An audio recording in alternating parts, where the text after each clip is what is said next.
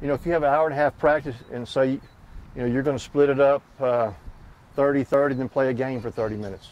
And we'll do a progression. We'll have stations for 30 minutes of hitting. So you're going to take, if you have some help, I hope, you taking the tee. I got you guys on soft toss. I got you guys over here with me, and we're going to be doing overhand. So they'll get to see all three types of deal. Next time we do it, I may not do the same drills. I may do a high, what we call high tee. I'll put the tee on a chair. Now the ball's up here. Okay, now what am I teaching you? I'm teaching you that you got to get on top of the baseball. You cannot attack the bottom of the baseball. Okay, that's our phrase, is we always attack the top of the ball.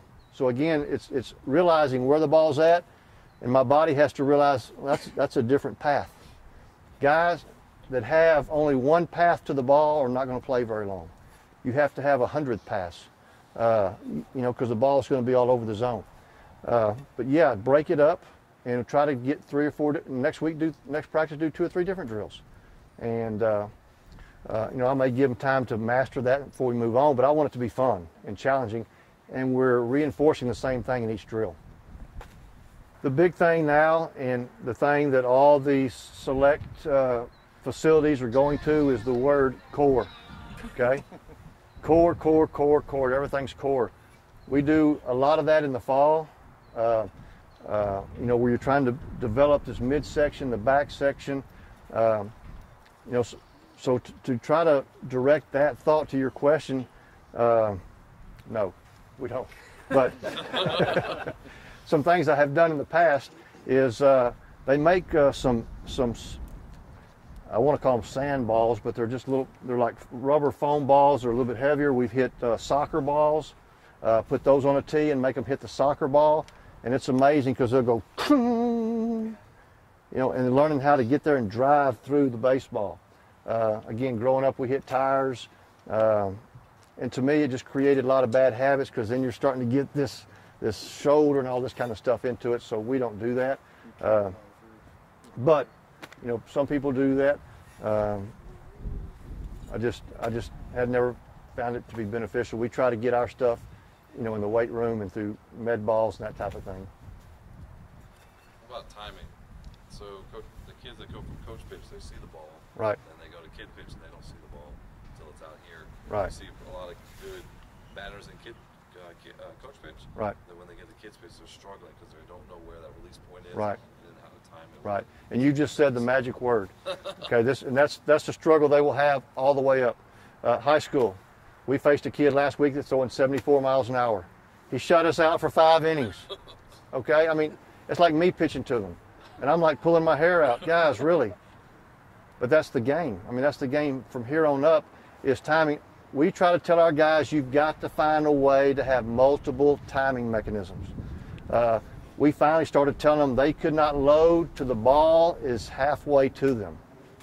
Now, that's not going to happen, but mentally they were trying to do that. Skip Bergman used to be at LSU for a long time, and that was the thing they tried to work on. Every hitter had to have 2 or 3 timing mechanisms.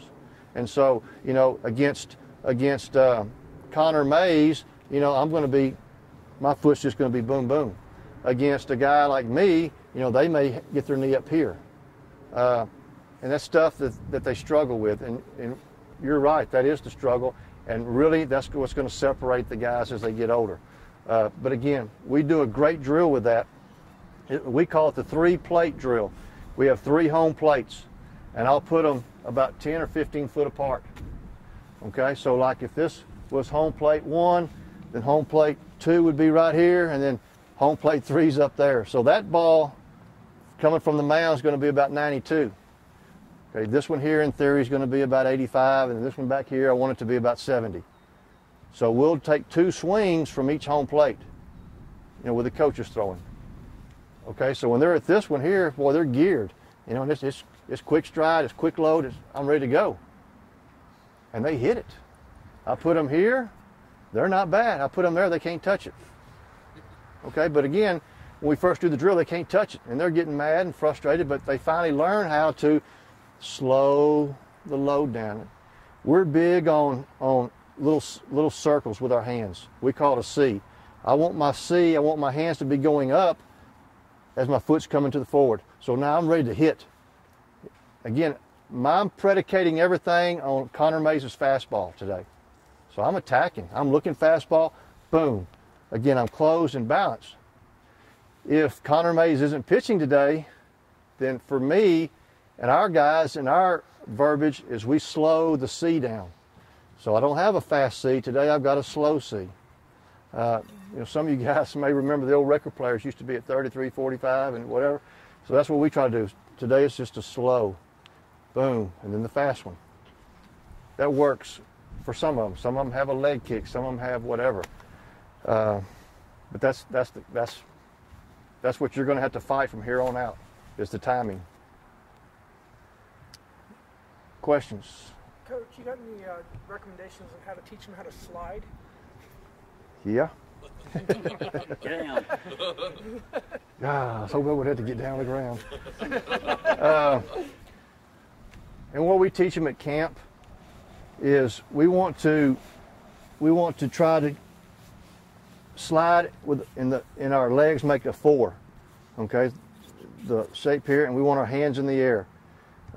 This is hard because they want their hands on the ground or whatever, and then their fingers get stepped on and whatever. So we try to keep their hands on the ground, feet up in the air. So when they slide, the grass stain should be all on their back of their leg and their buttocks. Most of them will be right there on the knee. They want that knee in the ground first. So as they're running, we tell them just to try to sit down. Kick this leg out and sit down. Some of it works, some of it doesn't work. Some of them like to kick it out and do the old-fashioned hook slide. But most of them will just jump up in the air and let this knee hit the ground. We're trying to get them to land on as much of an area here as we can. I know when I played, we had strawberries all over our legs from sliding poorly. And the fields we play on sometimes are hard. But if they can learn to absorb the blow here, it's a little bit better. Great day to slide is on a rainy day. Take their shoes off so they don't get their heel caught in the ground, and take them out there, and it's a hoot. Throw a base over there and just tell them to slide, slide, slide. And, it's a lot of fun for them, and hopefully they develop a little skill to that. Our deal about hitting is commitment to a philosophy. You guys probably don't have to deal with that, but our deal is, they're not forced in summer league and select league to have a philosophy. They just show up and want to hit. And to play team baseball, it's different because not everybody can hit. And you certainly can't just show up and hit good pitching. So like when Connor Mays is on the mound, people just don't get 6, 7, 8, 10 hits. So now we have to generate runs. We will bunt the baseball. We will bunt and run the baseball. We will hit and run. We do a lot of aggressive stuff like that because we want pressure on you, and we want to try to force you to make a mistake. We're not going to be able to sit back and get 2, 3 hits in a row. I mean, it's just hard today with the new bats that we have. They've deadened the bats, as you guys probably know. Our level is a little different than y'all's understand, but we have to learn how to play winning baseball in the moment. And to give you a quick example, we had runners on second and third, 1 out, and their defense played back. The infield played back. So basically, they're conceding the run to us if we can hit it to them. And we pop up to the pitcher and pop up to first. And I'm like, what the heck? Did you even see that? And they're like, no. So poor coaching on our part, but that's something that we're trying to get these guys to understand is at that moment. So the nightcap, we had the same scenario. The same kid come up, he looked at me and he smiled. Hit a ground ball to second base. They threw him out. We got to run. And I want him to understand that's what we're looking for. The dugout came out and gave him all high five. Okay, that's how important it is that he concede his at-bat to get the run in. And that's what I'm talking about, trying to learn how to play baseball in the moment. That would never happen in a select game, a summer league game. Okay? That's not going to happen. You guys are coaching. You got a great, great opportunity to make the game fun. Okay? So please embrace that opportunity. You're dealing with guys that when they go home, they may not ever see baseball again. And the only contact they have with baseball is through you. It needs to be fun. It needs to be exciting to them. They need to want to come out there to be with you. And again, teaching them baseball is awesome, but having fun is more important. And then trying to sprinkle in some knowledge. So when the game's over, you know, give them a hug, pat them on the back, take them to get ice cream. Don't sit there and say, you know, why did you look at the third strike? Or why didn't you catch the ball? We do that every day in practice. Now pretty soon it's no fun anymore. And we've lost that kid.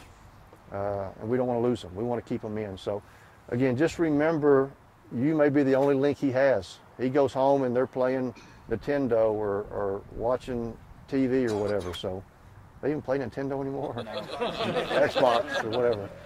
So, again, the more fun you can make it, the awesome.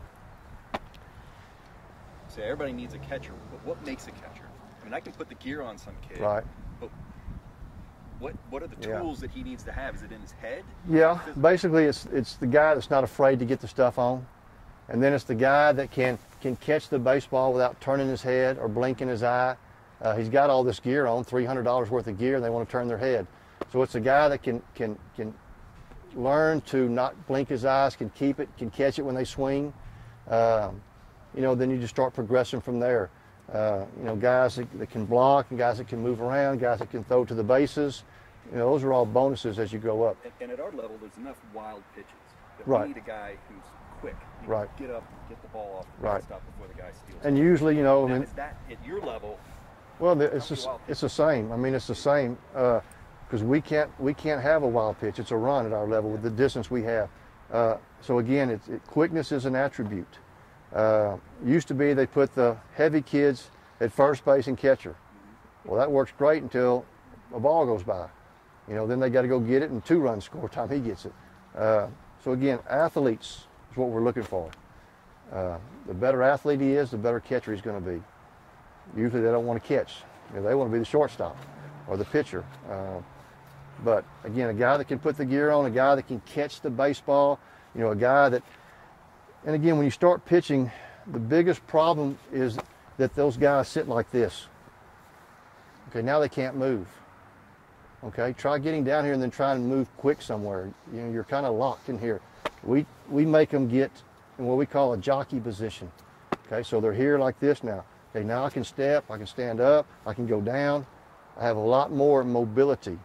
But when I go to games and they're sitting like this on their heels, okay, it looks good, but they can't move. They can go one way, and that's this. Okay, so get them off their feet. Their feet should be flat on the ground, and they should be here. The problem is, that's hard on your legs, or hard on my legs, and they get tired. And so they start reverting back to the other position.